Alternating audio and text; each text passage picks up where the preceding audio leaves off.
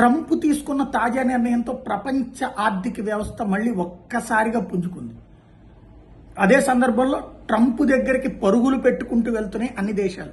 ముందుగా అబ్బాయిలు మీరందరూ మా దగ్గర నుంచి భారీ పన్నులు వసూలు చేస్తున్నారు, మా దేశంలో మీరు పెద్దగా పన్నులు లేకుండా అమ్ముకుంటున్నారు, ₹2 ₹3 పన్ను, మ్యాక్సిమం ₹10 పన్నుకు మించి లేదు, మీకు ఎంత వెసులుబాటు ఇస్తున్నప్పుడు మాకు కూడా మీ దేశంలో వచ్చినప్పుడు అదే స్థాయిలో వెసులుబాటు కల్పించండి. ఇలాగ నేను ఏప్రిల్ 2 డెడ్ లైన్ పెడుతున్నాను, మీరందరూ అర్థం చేసుకుని అర్జెంటుగా తగ్గించండి అంటే ఎవ్వరూ ఎవ్వరూ పట్టించుకోలే. చూద్దాం అన్నట్టే ఉంది. చివరికి ట్రంప్ వచ్చి ఒక్కసారిగా ఏప్రిల్ 2న ఒక్కొక్కళ్ళకి టారిఫ్లు, ఒకళ్ళకి 15% అన్నటువంటిది అత్యంత చిన్న దేశాలకి. పెద్ద దేశాల్లో అతి తక్కువ టారిఫ్ వేసింది ఒక్క భారతదేశానికి 26.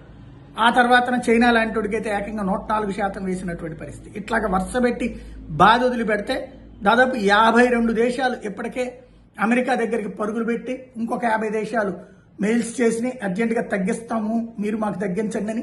ఎందుకంటే వీళ్ళందరూ అమెరికాలో అమ్ముకుంటేనే ₹4 వస్తాయి, బయట అమ్ముకుంటే అట్లా రాదు.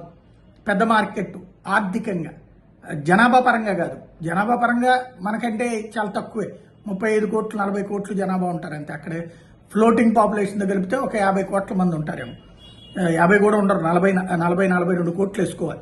అదే మన దగ్గర 145 కోట్లు ఉంటారు, కానీ వాళ్ళంత ఆర్థిక స్తోమత మన దగ్గర ఉండదు. అయితే ఇప్పుడు ట్రంప్ తాజాగా ఎప్పుడైతే టారిఫ్లు తగ్గించాడో నిన్న రాత్రి ఏం చేశాడు, ఒక్కసారిగా 90 రోజుల పాటు దీని మీద అబేయన్స్ పెట్టాడు. ఈ 90 రోజుల పాటు కేవలం 10% టారిఫ్లే, ఈ లోపు చర్చలు చేద్దామని చెప్పాడు.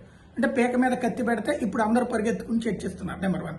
నెంబర్ 2 వచ్చేటప్పటికి చైనా మీద మాత్రం ఏకంగా 125% టారిఫ్ వేసి, దీంతో చైనాకి సుస్సుబడిపోయింది.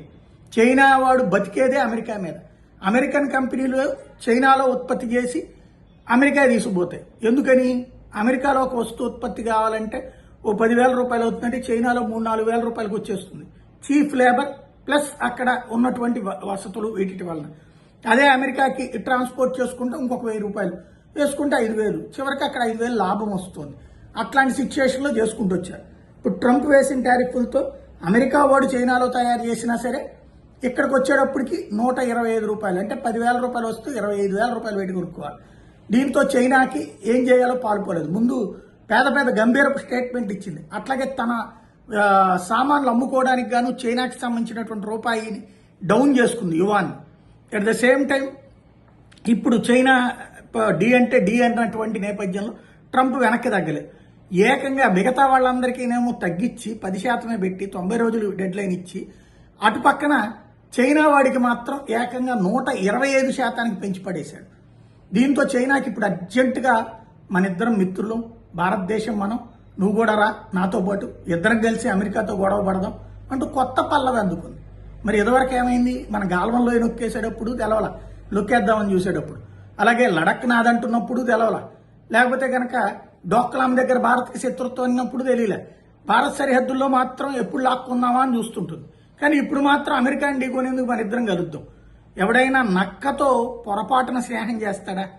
కానీ ఈ నక్కతో స్నేహం నటించక తప్పదు, అంతవరకే. కానీ ఈ నక్క కోసం అని చెప్పి ఏనుగుతో గొడవ పెట్టుకునేటటువంటి అమాయకత్వం అయితే భారతదేశానికి ఉండదు.